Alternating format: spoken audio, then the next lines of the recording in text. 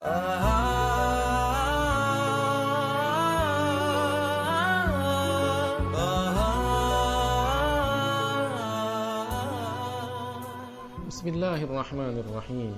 Assalamualaikum warahmatullahi wabarakatuh.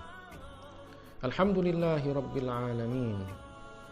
Wassalatu wassalamu ala sayyidil mursalin, Sayyidina Muhammadin Thahal Amin, wa ala alihi wa ashabihi wa man tabi'ahum bi ihsanin ila yaumiddin. Allahumma la sahla illa ma ja'altahu sahla, wa anta ya hayyu ya qayyum taj'alul hazna idza syi'ta sahla.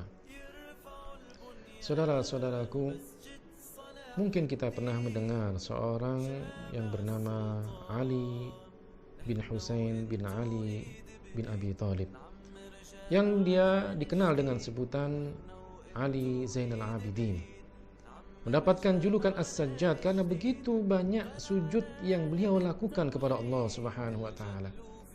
Bahkan diriwayatkan beliau dalam satu hari bisa sholat sunnah sebanyak 1000 rakaat. Allah Subhanahu wa taala memberikan kepadanya kemuliaan. Allah Subhanahu wa taala memberikan kepadanya keberkahan di dalam waktunya, sehingga waktu-waktunya beliau penuhi dengan ibadah kepada Allah Subhanahu wa taala. Ali Zainal Abidin ini dikenal dengan orang yang sangat mulia. Akhlaknya begitu tinggi, orang yang begitu sabar. Apapun cobaan, apapun hinaan, apapun kata-kata jelek yang ditujukan kepada beliau, beliau terima dengan penuh kesabaran. Suatu ketika ada orang yang menghina beliau, menghina dengan kata-kata yang kasar, menghina dengan kata-kata yang jorok. Tapi kemudian Ali Zainal Abidin tetap terdiam. Orang ini semakin marah. Kemudian dia menambah kata-kata yang jorok, semakin dia hina Ali Zainal Abidin.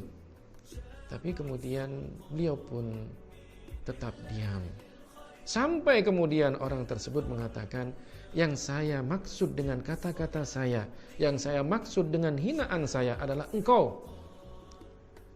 Tapi dengan penuh kesabaran, Ali Zainal Abidin mengatakan, saya pun tidak akan pernah merasakan hinaan itu sebagai hinaan untuk saya. Subhanallah. Orang ini pun kemudian berbalik, dia menyesal terhadap apa yang pernah dia lakukan, terhadap kata-kata yang sudah dia keluarkan, menghina orang yang soleh, menghina orang yang alim, menghina orang yang akhlaknya mulia. Semakin dihina semakin diam, sampai kemudian dia introspeksi diri, muhasabah, dan berbalik bahwa dia tidak akan pernah marah lagi. Saudara-saudaraku, Rasulullah SAW suatu ketika datang seseorang kepada beliau minta untuk diberi nasihat.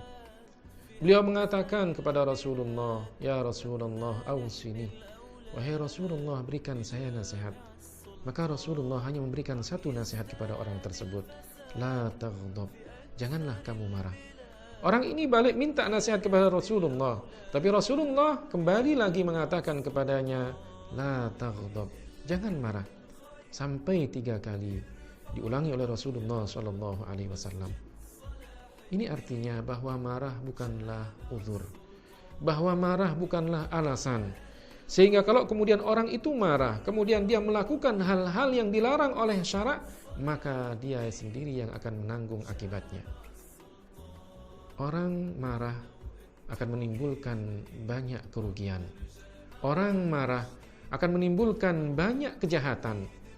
Dengan nafsu amarah, orang bisa mencaci maki orang lain. Dengan nafsu amarah, orang bisa memukul orang lain. Dengan nafsu amarah, orang bisa membunuh orang lain. Bahkan dengan nafsu amarah, orang bisa mengatakan kata-kata yang menyebabkan dia keluar dari agama Islam. Na'udzubillah, thumma na'udzubillah. Meskipun dalam keadaan marah, ketika kemudian seseorang mengucapkan kata-kata kufur yang menyebabkan dia keluar dari agama Islam, maka tidak ada uzur baginya. Dia pun tetap terjatuh dalam kekufuran, meskipun ketika itu sedang dalam keadaan marah. Saudara-saudaraku, marilah ketika kita dalam keadaan marah, kita tahan nafsu amarah kita, karena orang yang kuat adalah orang yang bisa menahan hawa nafsu amarahnya ketika dia mampu untuk melampiaskan amarah tersebut. Mudah-mudahan Allah jadikan kita sebagai orang yang sabar, sehingga kemudian kita mendapatkan derajat yang tinggi dari Allah Subhanahu wa taala. Hadanallahu wa iyyakum ajma'in. Wassalamualaikum warahmatullahi wabarakatuh.